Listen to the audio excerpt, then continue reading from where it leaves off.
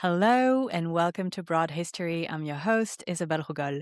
Today is a very special episode for me because we are going to be talking about women who blazed the path that I eventually took, or at least early on in my career.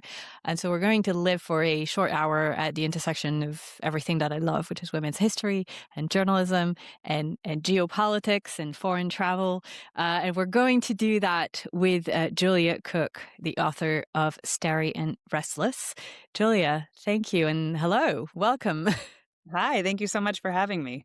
My pleasure. So you actually slid into my DMs on Instagram a few weeks back. I don't know how you found me, but I'm grateful. And you told me about your book, and I was thrilled to receive a copy. So for the folks on YouTube, there it is, Starry and Restless.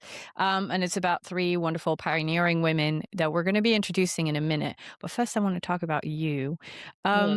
I'm curious, we say we all have a book in us. I mean, it's not your first book. I think it's your third, but I'm curious why this was your book, why you thought you Mm. need to write this.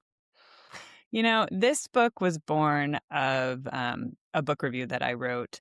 There are kind of two answers to that question. The first, the more formal answer is that it was born of a book review that I wrote. I wrote about, I was assigned to write about a novelized version of Martha Gellhorn's life.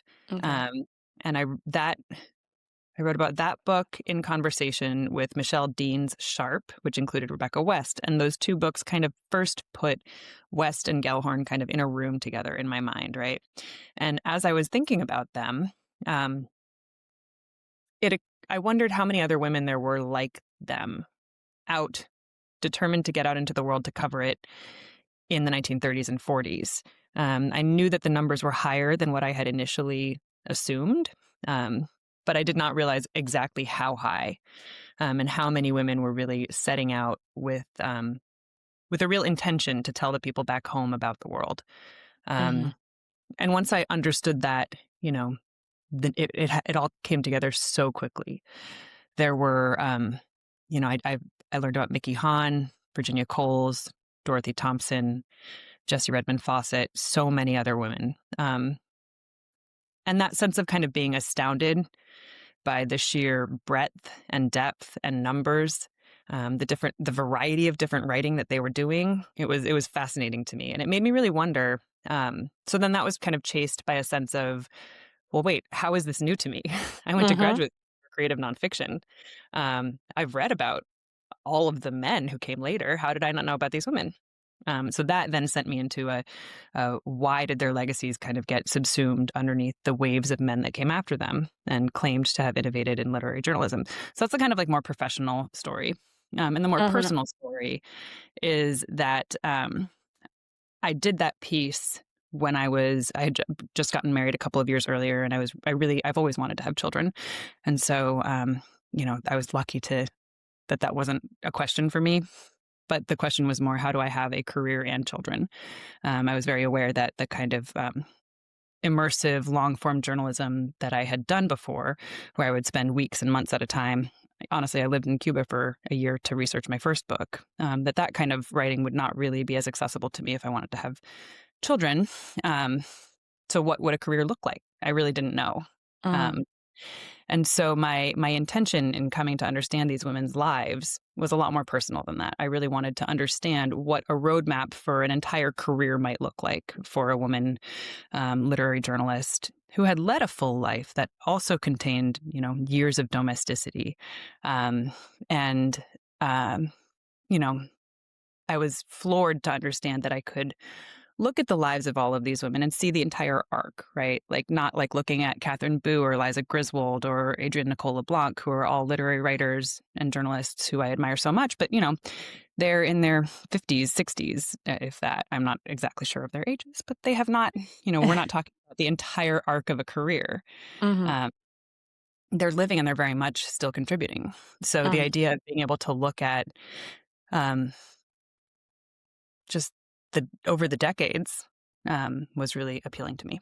Yeah, and much earlier than these other women that you mentioned, and that Exactly. we maybe know a bit more in our own careers. And so you picked three, and so you wrote this group biography. And I'm also curious about the format of the group biography, which As a woman who studies women's history, I have very ambivalent feelings about. I love them Same. and I resent them equally. Totally. And so I'm curious, yeah, why that choice of the group biography, of these threes. You mentioned many other names, it could have been more, um, rather than, picking just Martha Gellhorn or just Rebecca West or just Mickey Hahn. Yeah, so I picked those three women because of their relationships with each other, because of the way, and also because I really liked all of their writing the most. Mhm. Dorothy Thompson I think is really remarkable, but I don't adore her writing, frankly. And she and West were friends. I on some level I could have included her in the cohort of the book, but I really wanted women whose writing I just really enjoyed. Mm, I personally admired because I know that my writing is so much better when I actually like what I'm writing about and I'm not trying to force it. So that was a huge, and then there was the formal constraint that I wanted there to be really good, robust archives, and letters written among the three women, mhm, that really helped bring the women together. Because I agree, I also have the same kind of sense of group biographies that if there's not a coherent reason to write about, like if there aren't relationships undergirding the um, the format of a group biography, it just feels a little forced and a little bit scattered. Um, mm. so, I was lucky that these women did actually in life come together. Yeah. Um, Yeah, I so think that my hesitation with them is that on the one hand, I'm like, why don't we, why don't women get the single monograph, the single book yes, where they get to be the star that so many men get, so many male totally, biographies are, and women are much more often treated as a group, and there are many actually practical reasons why. One of them is that there often isn't enough archives to do a full exactly. length book. Yes, And at the same time, there's so many women to write about that, and I like the way that it shows the structural aspects of it, and the fact that, when we present women's histories as singular biographies, we make them sound like they're exceptions or they're, exactly. That was exceptional individuals. you're hitting on exactly. Yes, I wanted to prove a cohort. I wanted to make undeniable the notion that they were a cohort, and that there were many of them. And so the idea that they were not, like, of course they were exceptional, they were remarkable women, but they weren't exceptions. They were supported by other women around them, and they were in turn supporting other women.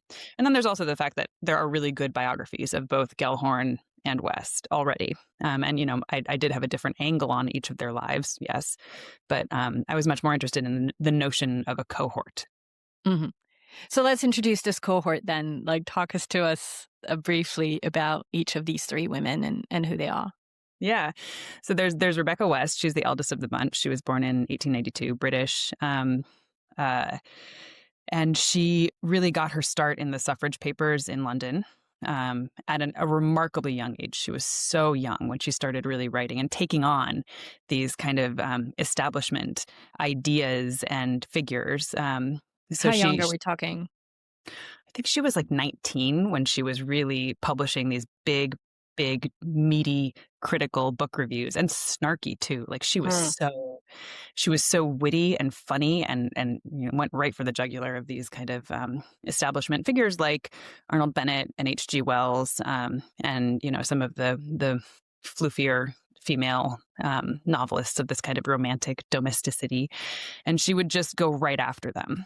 And so she very quickly made a name for herself and took off pretty immediately. Her most famous work is Black Lamb and Grey Falcon, which is this giant book about Yugoslavia.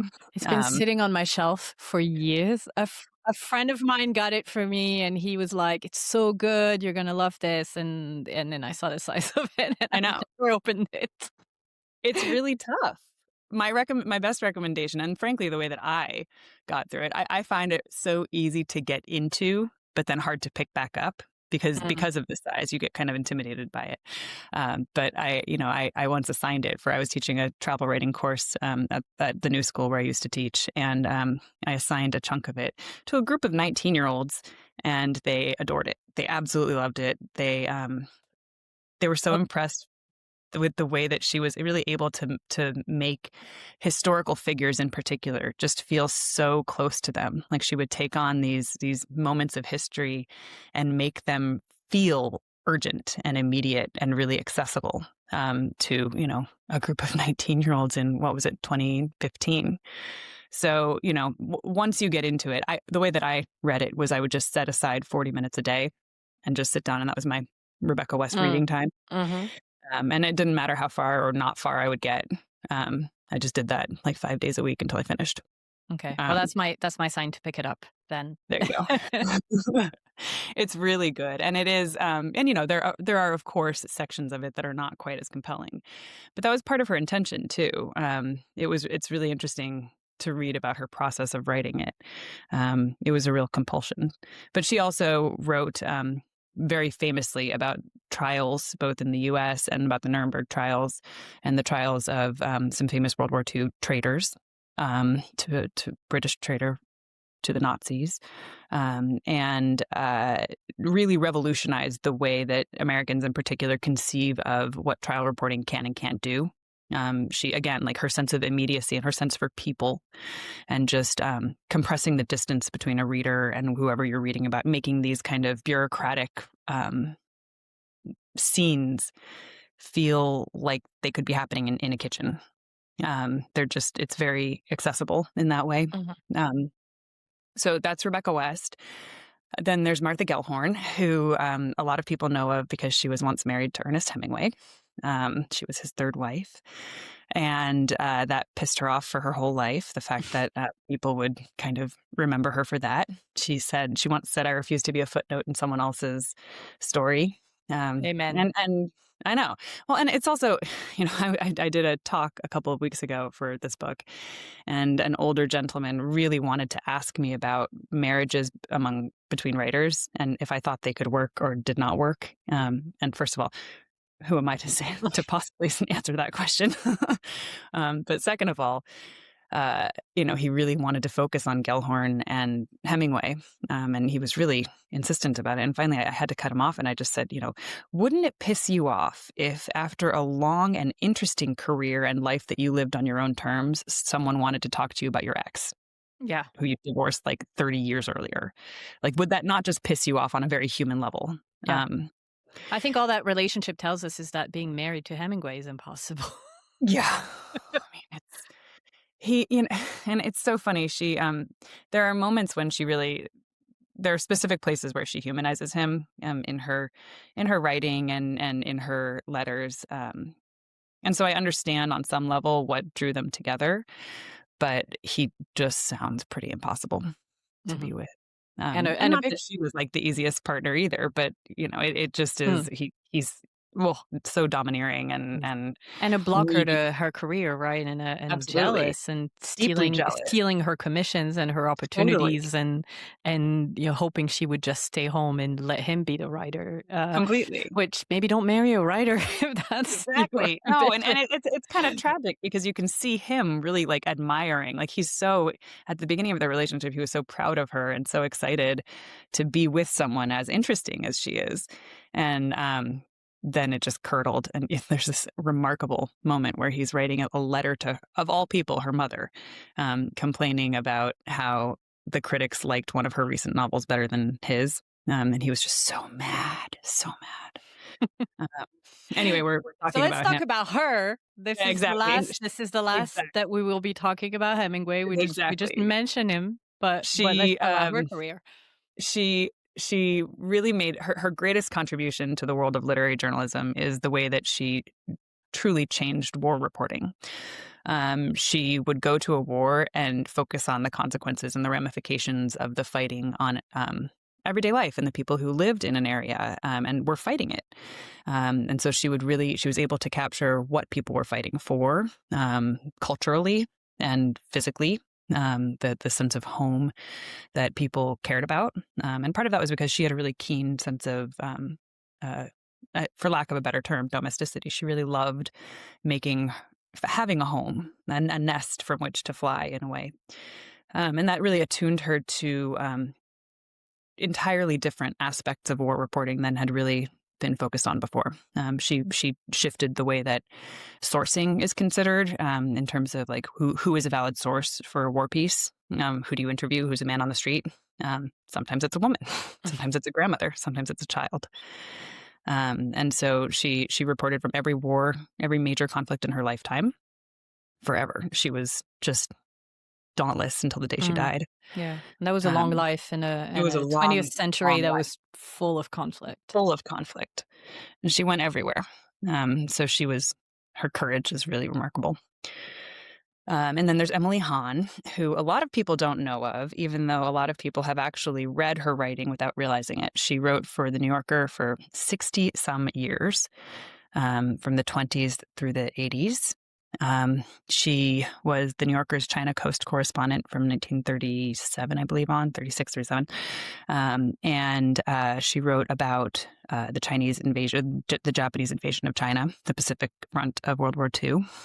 She wrote 52 books in her lifetime, and, of enormously varying quality. Nonfiction, novels, books for young readers, cookbooks, biographies, just everything. She was really a compulsive writer. She was an instinctive contrarian. She often did things because someone told her she couldn't, or shouldn't. She was married to the head of British, the head of British intelligence in Hong Kong during World War II. They had 2 children together. She was also, for a time, married to a very notorious Chinese poet and playboy, Xiao Xunmei, and made enormous waves with both relationships. Both were very controversial at the time, which Mm. I did not care at all about. She was like that. She really did whatever the hell she wanted. And so that was so much fun to read about. Yeah, she's a very vivid character in your book, and I think some of the most gripping pages for me, where I really, felt like I was there, was her life in occupied China. Mhm. With her not yet husband, but father of her baby, in prison, and her trying to survive and I get know. by. Incredible, incredible, and It's a part of World War II that we don't, at least in the West, we don't read about a lot, but I it is really totally harrowing. it is, and it was fascinating for me to do that research into the Pacific Front, of World War II and the consequences therein. It was fascinating. But I think what Mickey does that I think is, remarkable on a writing level is that she's really able to capture the emotional nuances of, different kinds of relationships within really consequential, scenes, right? So, like, she wrote so vividly about, having an infant in occupied Hong Kong, and what that felt like for her, while also focusing on what the colony was experiencing. So that kind of duality I find really incredible when it comes to her writing, and that continued. She wrote beautifully about uh, in England to me about life in post-war England under with the rationing and you know all of the relational consequences therein. It's really interesting. Mm. That's what I find really, really interesting and modern and pioneering about their work, is that they're taking on the so-called hard subjects that men normally cover, war, geopolitics, etc. Um, but they're not writing like men, which is the sort of back-ended compliment that people try to try Totally, to give them. They're writing about the reality of being women, which is not the stuff you find in the ladies' pages. It for is sure. the reality of being a woman with ambition, but also with love for her family and with care duties and with also experiences of war and with an interest in geopolitics and economics. And they're just the women I know, in a Yeah, way that just didn't used to appear. totally. Um, They were so modern is exactly the right word. Their sensibility was so incredibly complex and unapologetically so. They were attuned to all of these different things at the same time, and unwilling to shunt one to the side, which was incredible. And the writing that, I mean, the way that you described the way that Martha Gellhorn writes about Yeah. war and the impact on civilian populations and the why we're fighting and all that, rather than the troop movements and all that, which was more the Mhm. old school reporting of war. That is incredibly modern, right? That's how we hear about Ukraine today. That's how we hear For sure. about Iran. And I'm just struck that, I mean, sure, we kind of hear about Martha Gellhorn, but not at all about Mickey Hahn. And um, how come these women just, who were somewhat famous in their time, haven't remained Mhm. in the canon, haven't had the lasting Mhm. fame that some of their male peers have. And I went to journalism school, and my God, did I hear about Tom Wolfe and Hunter Thompson, I and know. who supposedly invented this new journalism. And here you have these women, 30 years earlier, doing the same thing and more. Um, Totally. what what the hell? What happened? So, first of all, I think we should establish just how famous they actually were. Like, they were enormously famous in their day. We're talking, Rebecca West on the cover of Time magazine, given an OBE and a DBE. President Truman called her the world's best reporter when he gave her an award. Okay, so that's Rebecca Mhm. West. Mickey Mm. Hahn, her memoir of China, which was published, I think, in 1941, or no, 44. I forget. The point is that it sold. Mickey Hahn's memoir of China sold upwards of 600,000 copies when it came out. She was in Life magazine. Her romance with Charles Boxer was called the best publicized romance of World War II for Americans. She was a household name. She got fan mail at the New Yorker constantly. Um, Martha Gellhorn, similarly, enormously famous. The paparazzi tracked her when she was with Hemingway and afterwards. And, as I said before, critics once called one of her novels better than her very famous husband's. So, these women were not hiding by any stretch of the imagination. And I found it really tragic to think about the way that their legacies kind of sank beneath those of, exactly as you're saying, Tom Wolfe, Gay Talese, Joan Didion. And I think there are a number of different answers to that question. Number one, they did not specialize. They wrote about tons of different subjects. They were constantly, they were driven by their curiosity and their commitment to roaming, which leads us to the second reason, which is that they were writing about foreign countries for an American audience largely. And Americans are not great about, being terribly interested about the rest of the world. So that, of course, Joe Mitchell writing about the Lower East Side is going to stick around in the consciousness a little more than, you know, Rebecca West or Mickey Hahn writing about China. Mm. It was just less accessible on some level to the American layman. And then this is really important. I think that the next answer is that they were not terribly self-mythologizing. There's a really wonderful article by Michael J. Arlen in The Atlantic about the new journalists. And he really astutely pointed out, while completely missing the fact that these women existed, he pointed out that the new journalists really understood their mandate to be only partly about writing. The other part was about, being an impresario of him or herself. So they really Mm. created these personal brands for themselves. And lived in the public eye in a way that felt coherent. So Hunter S. Thompson, we all know and anyone who studied journalism understands kind of what Hunter S. Thompson would have been like. And that was not the case for these women. And then, of course, there's the fact that they were women and they were not they weren't, they were refusing to be either purely iconoclastic. They weren't, all of them were pretty feminine. They liked their clothes to some extent. They were very pretty, and they they were not willing to really. I guess I'm trying to figure out how to word this in a way that makes more sense and that isn't rambly. But they were unwilling to completely reject their femininity in the name of their iconoclasm. Mhm. So that made them really hard to metabolize. I think, yeah, that's fair.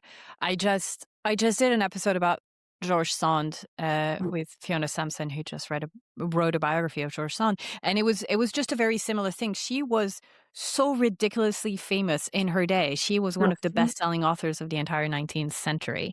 Her peers were just like heaping praise on her writing, and and then she died, and then she just kind of disappeared. And now the only thing that people know, we don't read George Sand anymore. So I'm a French woman, but even in France, we don't read George Sand, and we know her only because of personal scandal and reputation. And she's Mhm. supposedly this queer and bisexual woman who dressed in men's clothes, and Mhm. it's really not that scandalous when you actually look at the real stories. But It's but really that's the image that she's got, and her work is just you know, um, disappeared, even though it was quite modern work, and even though, um, we still read Flaubert, whose work is, just as outdated in many ways, actually more outdated, I think, than George Mhm. Sand. So, yeah, there's something about female fame that doesn't translate into legacy and staying power in history. That is quite frustrating. Yeah, and I think a lot of it has to do with this notion that, we're constantly kind of being put in a position to feel like we're reinventing the wheel. Like, Virginia Woolf said women have no history. Mm. Rebecca West pointed out the fact that no one is creating these links among the generations of women that have been doing the same thing, as far as fighting for general autonomy and respect. Women are going to have to do it themselves. Yeah. I mean, that's a big reason I'm doing this project. Is it the more I learn about women's history, the more I realize, oh no, we've done this before. We've done it. We've done We've it done it. all We before. just we just forgot because it's just not really being written down and really passed on. So it feels like we're constant. Every generation is fighting the same battles, and it And for doesn't me, it build was on top of the previous totally. generation. Totally. And for me, it was enormously empowering to understand that these women had considered so much of what I thought was new for me to be considering, especially when I had children. I had 3 children. I have 3 children, but I gave birth to 3 babies in a very short period of time, and it was so refreshing and beautiful for me to really understand the depth with which these women had considered notions of identity, and domestic demands and maternal love and adoration, and all of these different things and demands and pressures working against each other and sometimes together. And I found it really reassuring to kind of sink into that notion of history, that what I was considering and finding to be very urgent for me, um, had been a consideration of these women whose work I admired so much, and none of it was new, and I find that so reassuring. Mm. Yeah, that's something I really I want to talk about because I think it's the part of the book that surprised me most, their relationship to motherhood, to domesticity, because I was sort of expecting, I guess, as you were, that to have those careers in pet, especially in that era, they kind of had to decide that that was their life and they weren't going to do the other part of life. Or is it they were going to do it, they were going to do it poorly, and they weren't going Mhm. to be, the kids were going to be in boarding school and they would barely see them and whatever. And that's not it. I mean, they weren't perfect mothers, but they were present and they cared. They cared for their at least two of them for their moms as well. So there was deep. They weren't islands. There was deep Totally. relationships there. And that was my intention. I mean, that's one of the things that surprised me the most. I think part of what, I mentioned the personal impetus for this book, and part of that personal impetus was that, I before I had children, I really assumed that in order to have the kind of connected, um, community driven life that I wanted, like I said, I always knew that I wanted to have children. I've always been very close with my own sister. And, I love my mother very much. And I don't at all want to push off, the care of my aging parents to someone else. I'd like to be involved in that to some extent.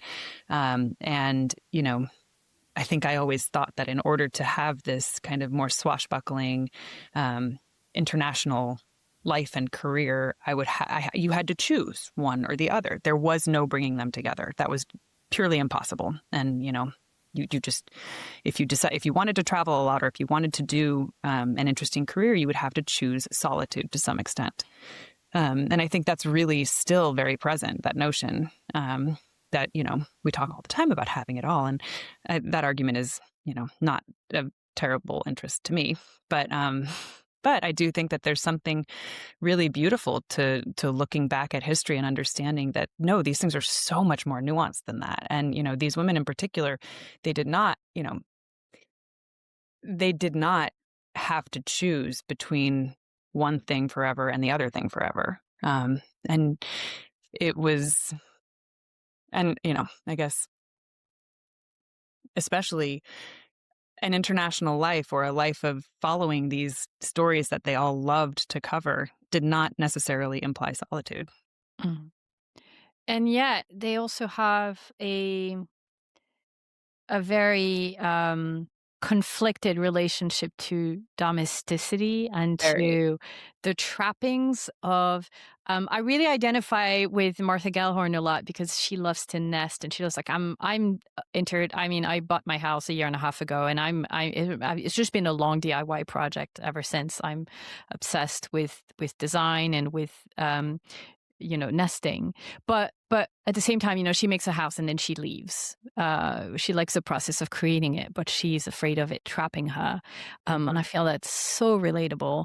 And I think it's Rebecca West who says, don't do the Never do your own housework, never work. do your own housework, which is such a privileged British I woman thing know. to say. I'm sorry, but never do your own housework, or never learn to drive. Never, and that's That was Mickey, which it that was in was her Mickey. Never learn to interpretation. drive. Yeah, To me, like the game of telephone that advice took, which is, Rebecca West saying to Mickey Hahn, never do your own housework, or you'll never write another word in your life, which is profoundly privileged. And also, like, I mean, I don't know. There are days when I do like doing my own housework. I get enormous satisfaction out of it. I can find it meditative. There are also many days when I would really like to not do it. But cheers.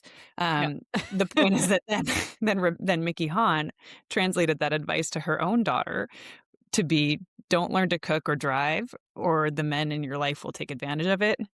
yeah. Which is so depressing and canny at the same But time. there is So such much truth a to it. there is so much truth to her understanding of the male psyche of Totally. don't learn to do the things that they will take advantage of. Yeah, that makes Right? and It's just makes every woman sense. has experienced. It feels very real. Yeah. And it's, oh, what was I gonna say? I was gonna say something about, oh, yes, Martha Gellhorn and, her nests. Mm, When I was in my 20s and I lived in Mexico City, I also, I was putting together a home in Mexico City, and I found, the act of looking for housewares and furnishings and figuring out how to run a household to be such an incredible reporting, like, pre-work. It connects you with a community that is new to you in a totally different way. And I yeah, recognize that in Martha Gellhorn's work, that was like her kind of way of like setting up, being her own fixer, shall we say, to use the journalism terminology. She was figuring out the lay of the land before the reporting was really starting. And yeah. I love that. Yeah, 100%. I made a home for myself in Cambodia, and I made a home for myself in Australia, and both of those I only stayed, for 18 months or less than that. But there was something about it not feeling transient in a foreign country and For actually sure. experiencing it the way that people who live there experience it, that transforms your understanding of it. You're not a tourist. Totally. Yes. I mean, when I lived in Mexico City, I had the lilies, because I had gone and purchased a vase for my flowers. I bought lilies, and the act of, lilies are my favorite flower.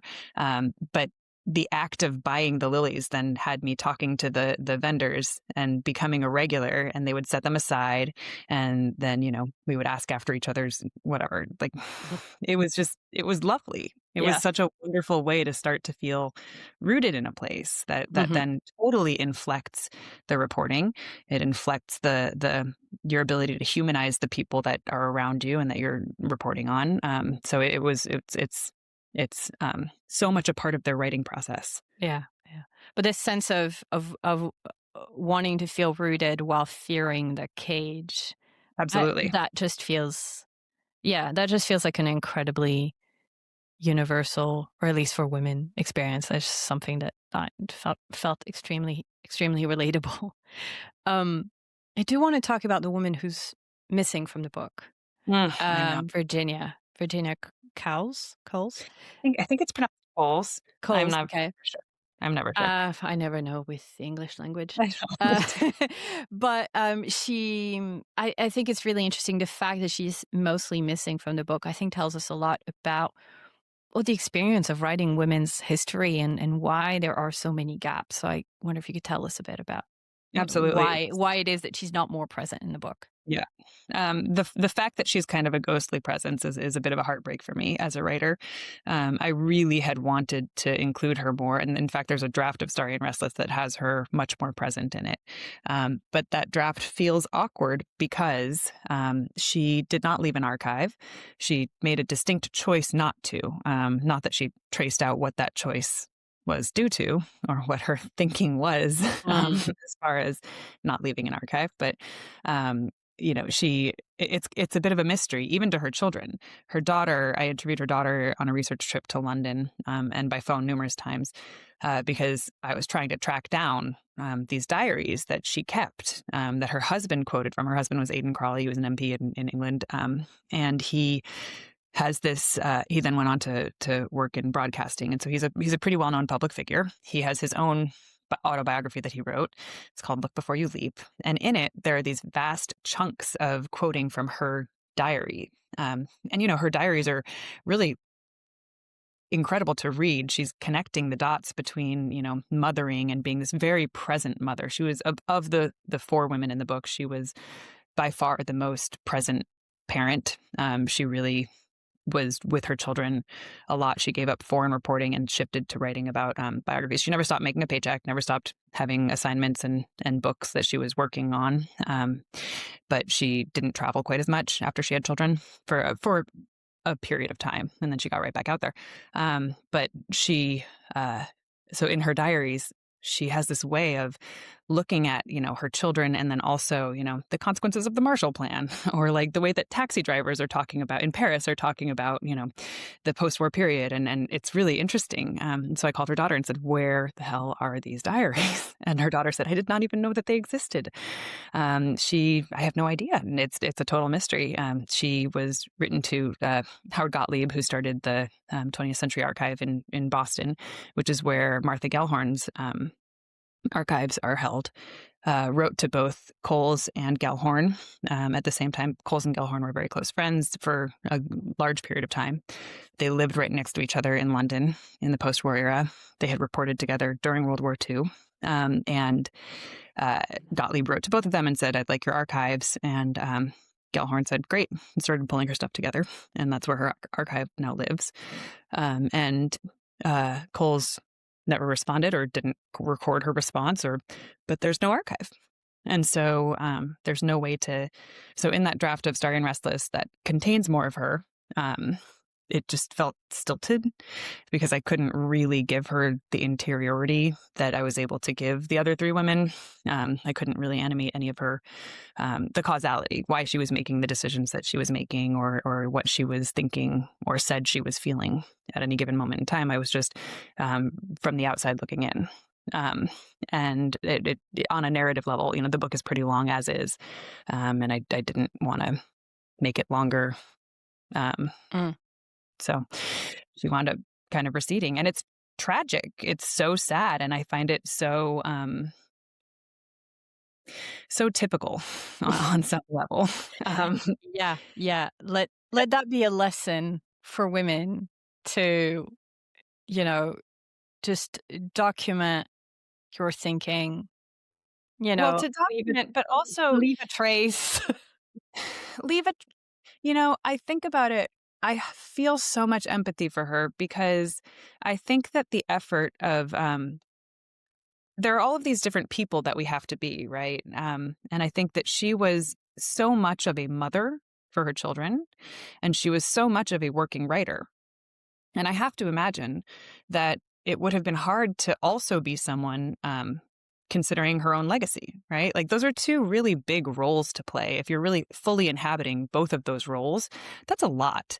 It's a lot to consider for yourself, and then to also kind of apply that retrospective view, to your own past while you're doing it. Just I can't imagine Yeah. that it would feel. It just must be terrible. With all the social trappings and the weights Exactly. of shame and modesty and all of that Of that all of is these placed on things. women.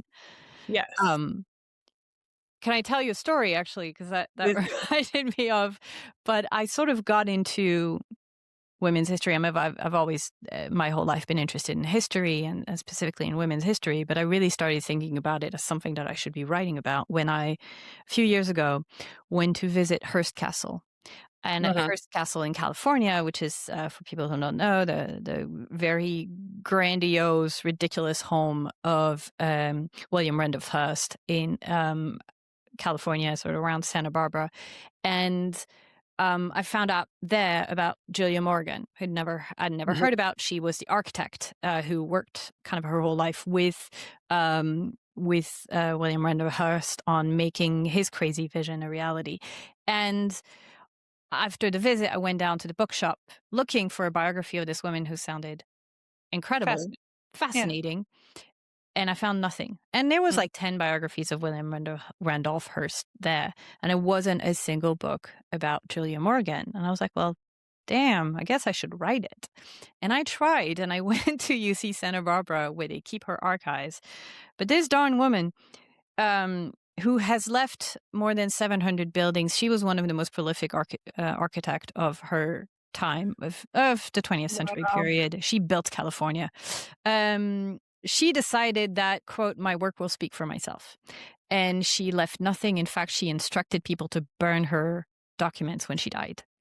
And so all we have left are a handful of letters from her youth, but there's really nothing to understand her interiority Mhm. as a person, which makes it impossible. There's a couple books about her, and they're really more like architecture reviews than Mhm. biographies, but there isn't a narrative biography of her because you just can't write it. There's Of just nothing. course. She was extremely private.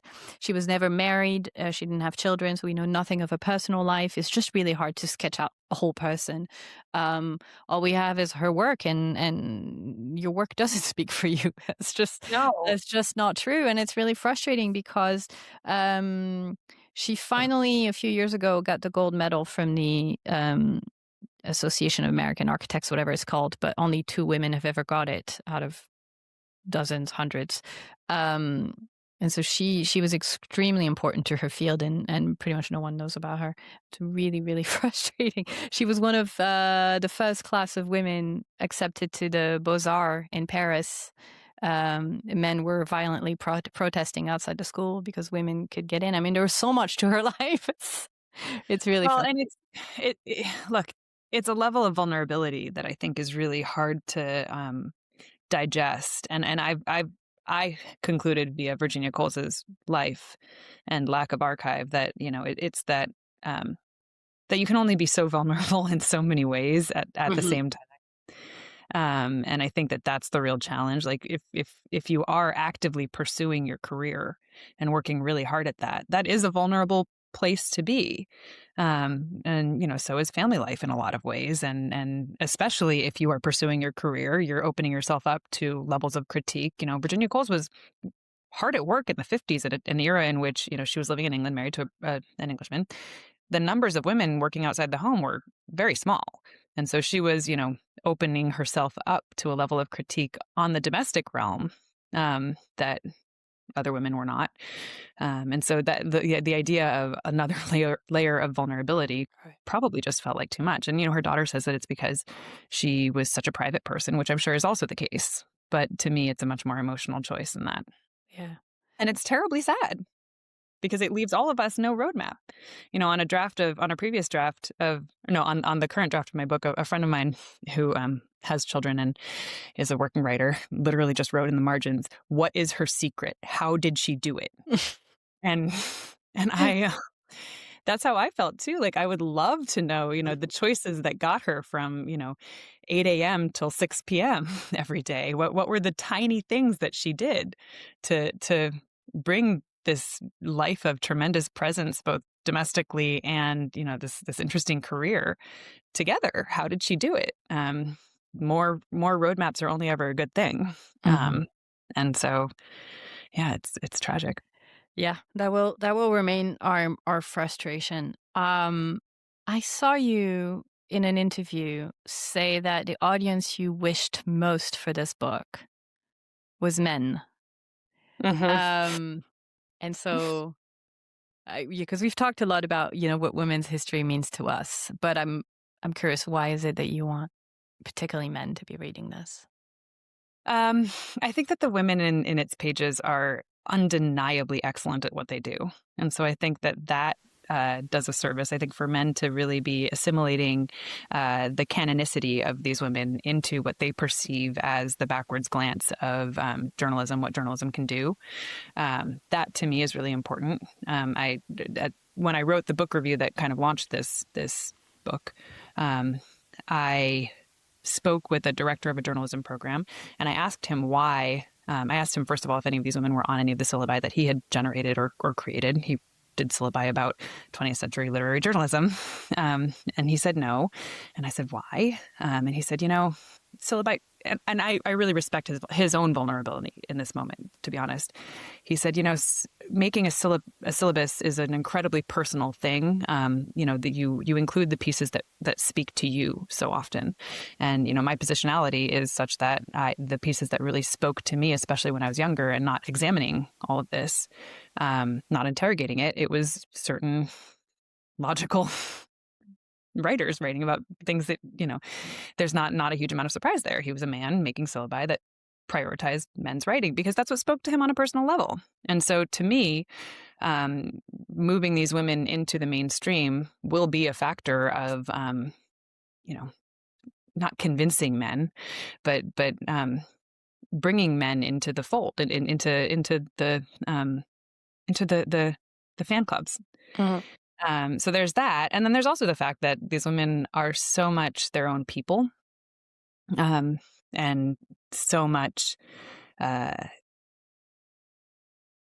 so able to marry these different impulses and desires. And I think that that's really important for men to understand also. And I should clarify, of course, I want women to read my book Of too. course. No, but it's It's an it's easier sell there. yeah, that is an easier sell, and I think it's really important because I was literally just talking about that earlier today with a reader of Broad History, and we were talking about our shared love of the Band of Brothers series, which I have rewatched so many times, and I feel like women are often usually called upon to consume men's stories because that's what's out Mhm. there. And we appreciate them and we love them. And I love Band of Brothers, even though there's a single female character in all 10 episodes. But that's fine because the men are wonderful and complex and interesting. But it is very rarely that men are called upon to have the same level of Yes, appreciation for complex women's stories, and women's history or women's fiction is pitched as just that, for a female audience. And exactly. and it's actually no, it's stories of people that all people should be reading.